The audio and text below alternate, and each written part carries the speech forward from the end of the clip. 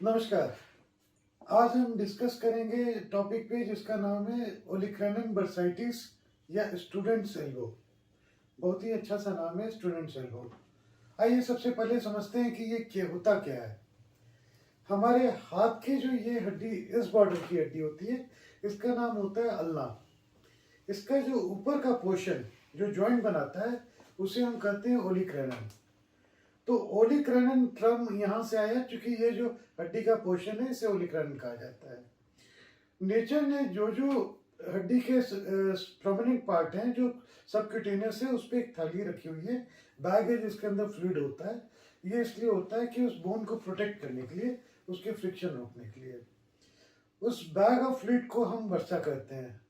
तो जो इस ओलिक्रैनन पे जो वर्सा है उसकी जब इन्फ्लेमेशन होती है तो उस कंडीशन को ओलिक्रैनन बर्साइटिस कहा जाता है। अब हम ये जानते हैं ये होता क्यों है। इसके कई कारण हैं। जो सबसे कॉमन कारण है वो होता है कंटिन्यूअस रिपीटेड फ्रिक्शन।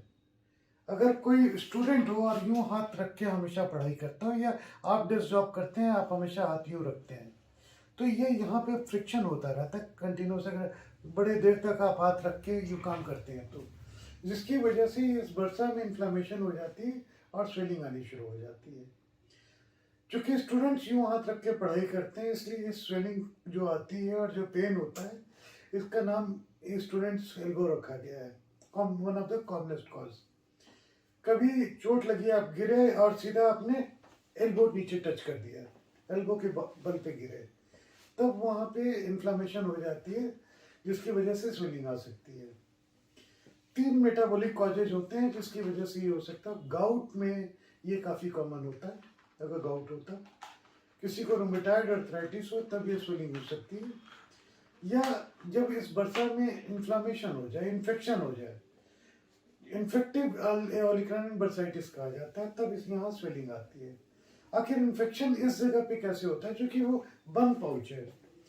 होता क्या है कि जब स्किन ड्राई हो या यूं ही जब यहाँ रैशेज होते हैं, आपके नेल्स बड़े हो, आप खुजली करते हैं, तो कई बार स्किन में ब्लीच हो जाता है। और स्किन में अगर ब्लीच हो वहाँ पे तो इस नेल से इन्फेक्शन बरसा में जाने का रिस्क होता है और ये इन्फेक्शन हो जाता है। तो 5 कारण हमने डिस्कस किए जिसकी वजह से ये होता है। Number 1, continuous repeated friction of bursa, जो स्टूडेंट्स में सबसे कॉमन होता है, जो डेस्क जॉब करते हैं, जो लैपटॉप वगैरह पे ज़्यादा देर रहते हैं उनमें होता है। ट्रॉमा, अगर आप इसके बल पे गिरे हो, गाउट, रूमेटॉइड अर्थराइटिस या इन्फेक्शन। ये 4-5 कॉज हैं जो सबसे कॉमन होते हैं जिसकी वजह से ये प्रॉब्लम आती है। इसमें होता क्या है, इसमें अगर स्टूडेंट एल्बो है तो इसमें एक डल एक शुरू होगा, हल्का सा पेन शुरू होगा, स्वेलिंग होगी थोड़ी सी, जो धीरे धीरे धीरे करके बढ़ती चली जाएगी। वक्त के साथ साथ स्वेलिंग भी बढ़ेगी, दर्द भी बढ़ता चला जाएगा। अगर आपको ट्रोमेटिक है तो आपको चोट लगी है, चोट लगने की इमीडिएट बाद पेन और स्वेलिंग लेके आप आते हैं। वैसे ही गाउट जब होता है तो गाउट में भी सडन अटैक होता है कि आप रात में सोए हैं, अचानक बीच रात में आपकी नींद खुल गई है और वहाँ पे पूरा जॉइंट रेड पड़ा हुआ है, स्वेलिंग अच्छी खासी आई हुई है और दर्द हो रहा है। इन्फेक्शन में भी बहुत शॉर्ट हिस्ट्री होती है, 2 दिनों की हिस्ट्री होती है। कई बार ये पेन काफ़ी ज़्यादा बढ़ जाता है तो बहुत ज़्यादा ही लोग प्रॉब्लम में आ जाते हैं पेन लेकर। इसमें इन्वेस्टिगेशन क्या करवाते हैं? इसमें इन्वेस्टिगेशन सबसे कॉमन जो होता है दैट इज क्लिनिकल एग्जामिनेशन और हिस्ट्री। इसीलिए इस जाड़े के मौसम में भी कोट हटाकर शर्ट मोड़ करके ये वीडियो बना रहा हूँ कि मैं इस पॉइंट को दिखा सकूँ जहाँ ये प्रॉब्लम आती है। ये पॉइंट है जहाँ पे पेन और स्वेलिंग आनी शुरू हो जाती है। तो हिस्ट्री और एग्जामिनेशन सबसे कॉमन होता है। जब भी यहाँ स्वेलिंग देखेंगे आपको समझ में आ जाएगा कि ये और कुछ नहीं है, ओलिक्रैनन बर्साइटिस है।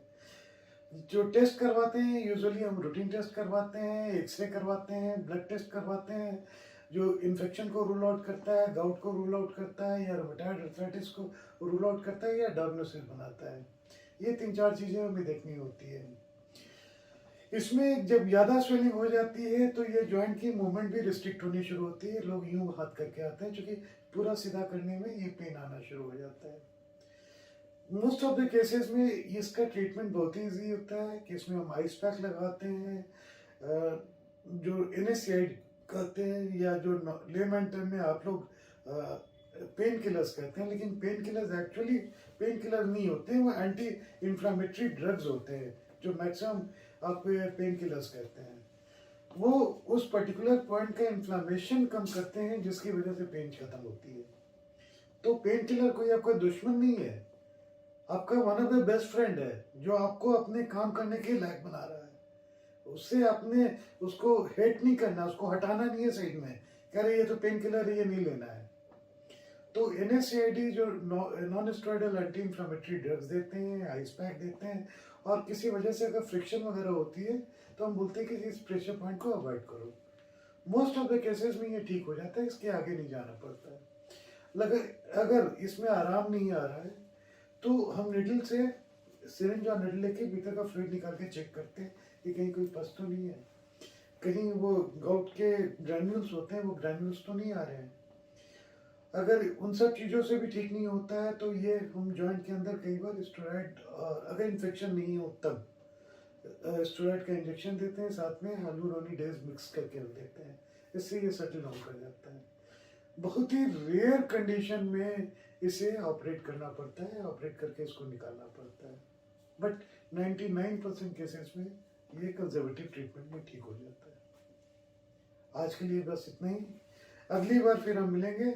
जो रिस्ट पे पेन होता है सबसे कॉमनली इस पॉइंट पे, जिसे डी कर्विन्स डिजीज कहते हैं, उस टॉपिक के साथ उस पर डिस्कस हम अगले वीडियो में करेंगे। तब तक के लिए नमस्कार।